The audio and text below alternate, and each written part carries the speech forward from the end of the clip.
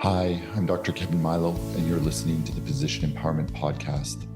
At Physician Empowerment, we're focused on transforming the lives of Canadian physicians through education and finance, practice transformation, wellness, and leadership. After you've listened to today's episode, I encourage you to visit us at phys-empowerment.ca, that's PHYS, empowerment.ca, to learn more about the many resources we have to help you make that change in your own life, practice, and personal finances. Now on to today's episode. The most important thing with a policy, because policy, they affect human beings. So whatever is in writing has either a positive or a negative effect on the human being that has to read, implement, and be affected by this said policy. And most of the time, policies are made, they are made outside of the knowledge of the people that they're not drafted by frontline workers, right? Yes. Yeah. And so now, how do we create a system where the policies that are particular for the work that I'm going to do, the department that I am in, how do I get in and around that table enough of us that our voices can be heard and we can now create policies that make sense for the people that have to use and implement these policies on a daily basis?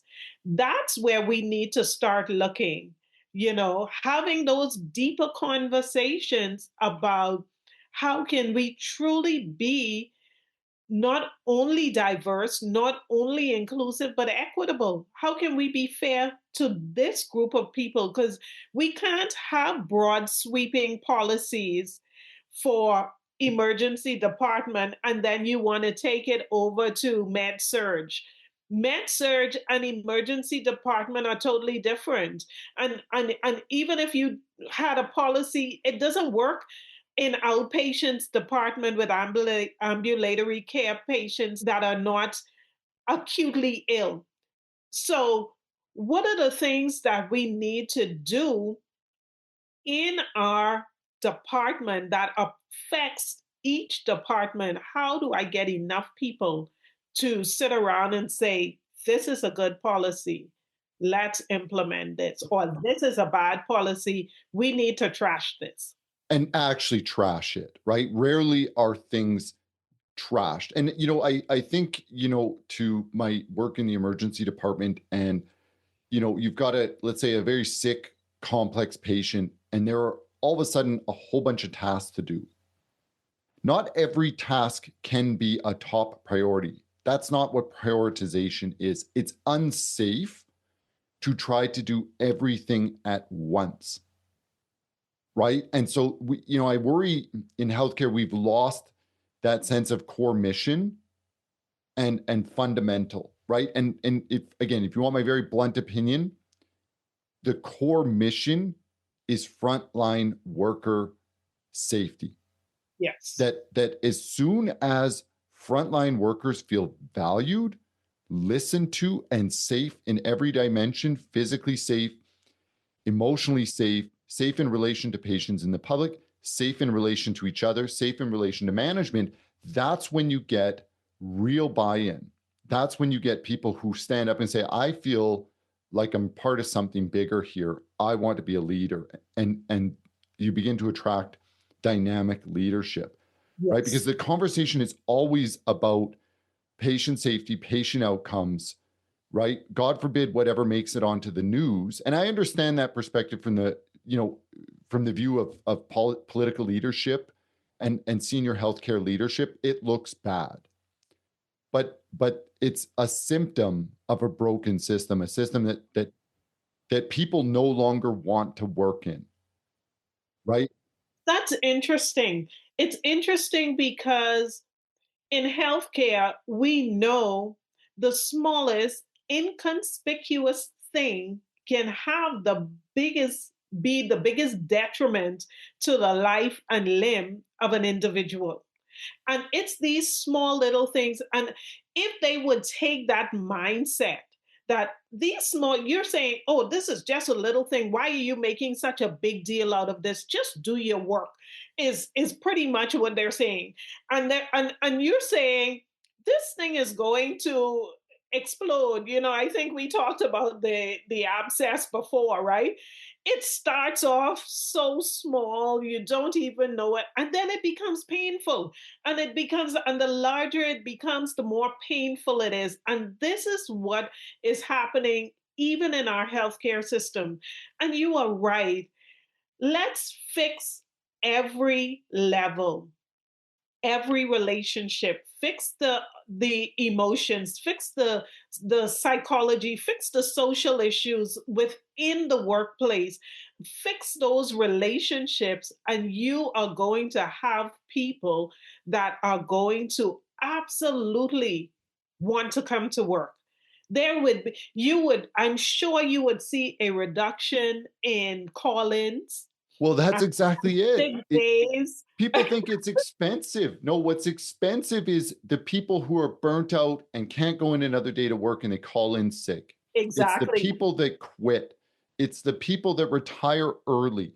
It's the Yeah. people that are going to the private sector, and I don't blame them. It's the people, it's shutting down a ward or an emergency department and then having to divert patients at enormous cost to the system, right? Like, so yeah, when we talk about like bold reform, let's not talk like the status quo is a cheaper option, because Yeah. it's not. It's not. It's It's not. horrifically expensive. Yeah. Turnover in nurses and doctors It's expensive. is extremely expensive, right? So again, but those things don't, it's very hard to track those things, right? Why'd you retire? Oh, spend more time with the grandkids. Or was it like, well, maybe you retired 3 years earlier than you might have because Exactly. you just can't keep going into those working conditions, right? And Yeah. and so like, let's be very honest about the true cost to a lack of workplace safety, and that this is really eroding our healthcare system and forcing band-aid solutions that are extremely expensive. We're Listen. talking temp staff, right, which we mentioned on a previous episode. We're talking shutting down facilities and diverting patients.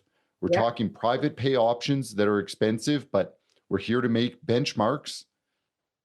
And one thing you mentioned, you talked about a lot of times there is this. I know that we are in a patient centric environment, and patients are important. And please don't take this the wrong way. But I remember I was writing a paper for one of my courses, and it just hit me as I was looking at Lady Justice with her scales and balance. And I said, and her blindfold. And I remember saying, I think I actually wrote it in my essay, that maybe it's time for Lady Justice, first of all, to take off her blindfold so she can see what's happening around, and that the scales are not balanced, and we need to rebalance. Because as important as the patients are, the physicians, the healthcare staff, the nurses, and all of the support team is equally important. And so we have to rebalance the scales of justice in healthcare. There is we've deviated too much to one side, and it's costing us. And our system now, you know what happens when something is unbalanced, right? It tilts the whole thing over. And so coming back to balance, where we are supporting our healthcare workers, we're giving them everything they need to not only survive but to thrive in that work environment, because they spend a lot of time there. There's a lot of hours people put in. to their workplace. And so let's make that workplace worth coming to. And that is going to have enormous effects on patient care. The patient outcomes, when staff is productive, when they are happy, when they are feeling fulfilled, your patients can only thrive in that environment. I completely agree. So let's recap here a little bit about what we cover, right? Because there were so many other topics that we could have gone down, but I think this one speaks to the major struggle we have in healthcare retention, right? How do we keep people, and not only keep butts in seats, but have truly engaged people who care enough to do more than just the professional standard, right? And it starts with that concept of safety, internal healthcare organization safety, how we relate to one another on the front line, and how we relate to leadership, I think is key. And accountability shared with leadership. That you are right. Safety has to be out front. And we're building, or that has to be the foundation that we're building on. Because if we make safety safe, that I can speak out, because that is a thing. Not safe that I come to work and you have extra security guards. That's great. But I want to be able to say, that process that we're doing, I noticed that there have been about 4 patients that have been negatively impacted. Maybe we Yeah, should look at we're that. having near misses. And not feeling like, oh, here we go again, or bringing up something. Your frontline workers are your eyes and your ears to the organization. They know, they can see, they are intimately involved with every aspect of their day. And so when there is deviation from the norm, or when there are things that are impacting, they're telling you, hey, hold on, I see something here. Maybe we need to have a conversation about this. This doesn't look good. And hear them. And not only hear them, investigate, do some work to find out if this thing is going to have negative impact. And then these are mitigation procedures, because you're mitigating what can be.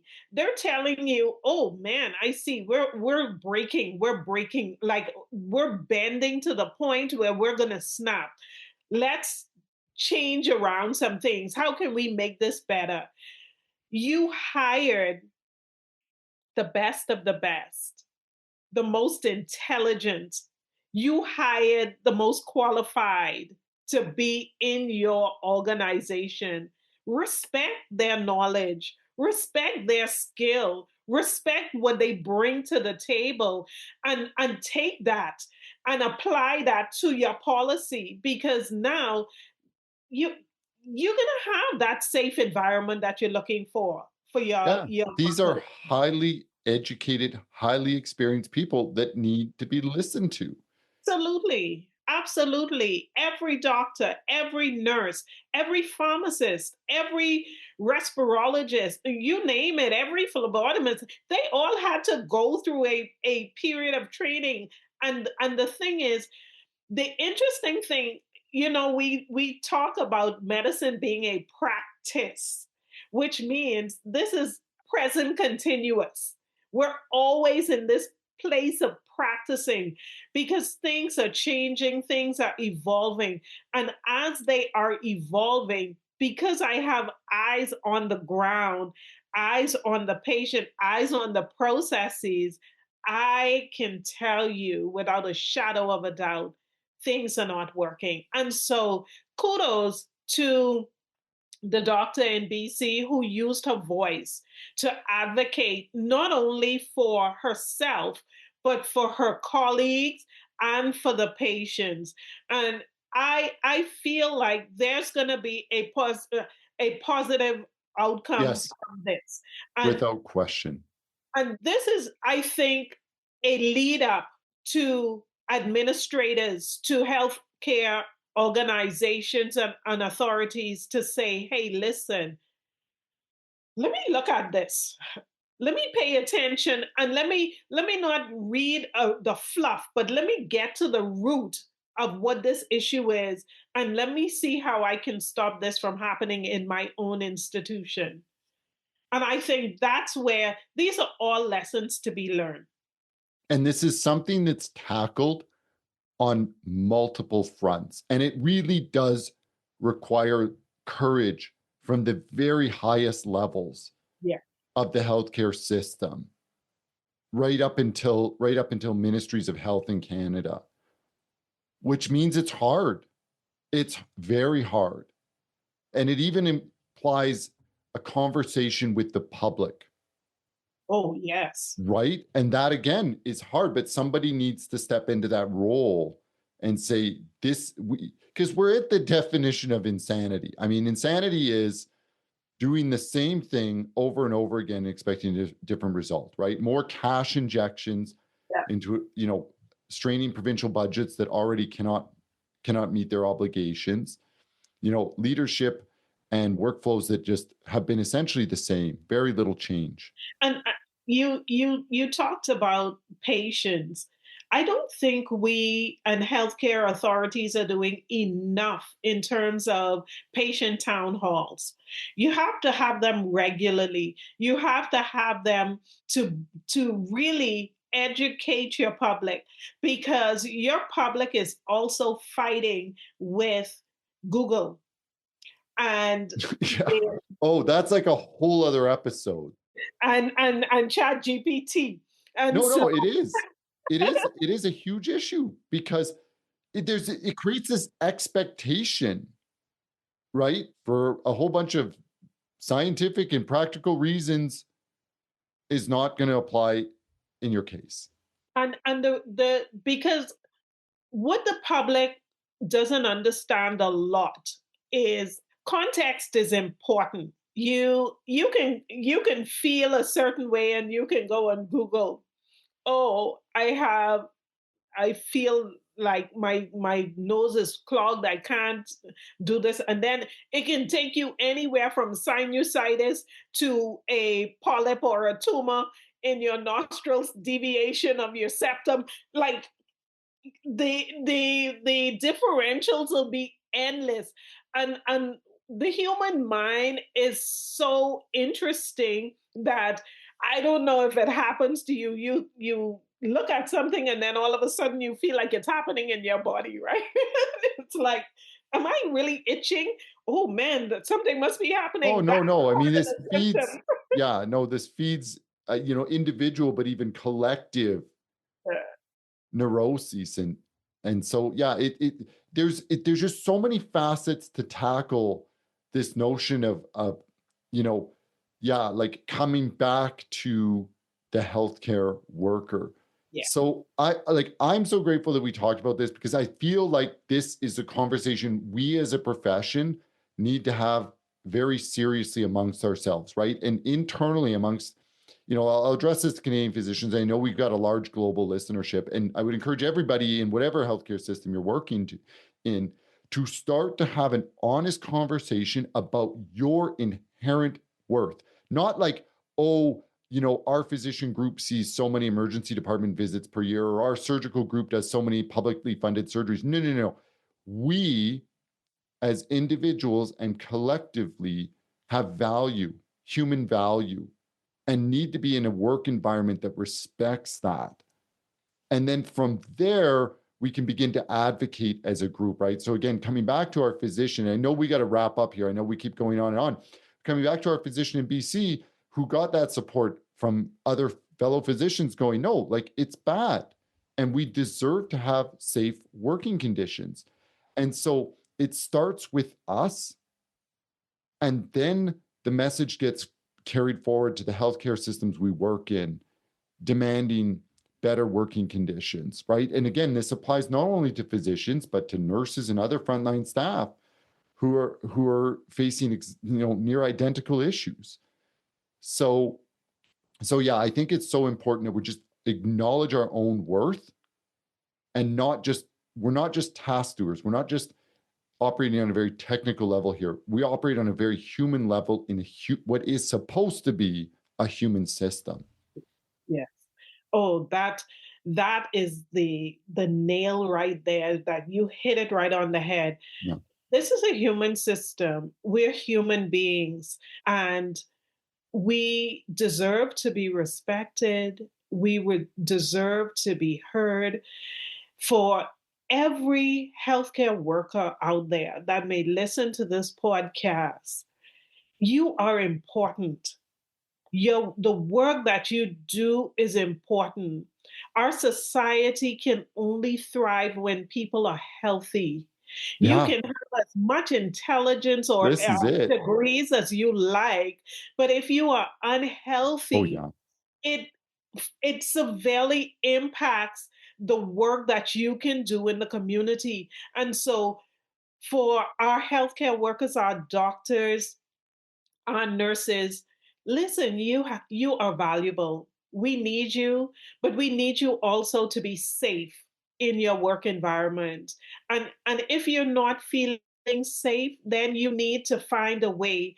How can I, because we don't want you all to pack up and leave. That's not the answer, because the system doesn't get better if everybody leaves. But how can we together fix the healthcare system across Canada to make it a better working environment for you and for your patients?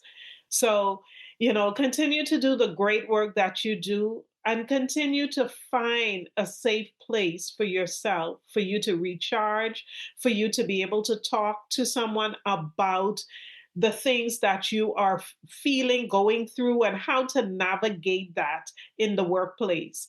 And so, Kevin, as always, we always have amazing Oh, conversations. I Like, love where is the time the gone? conversations we have.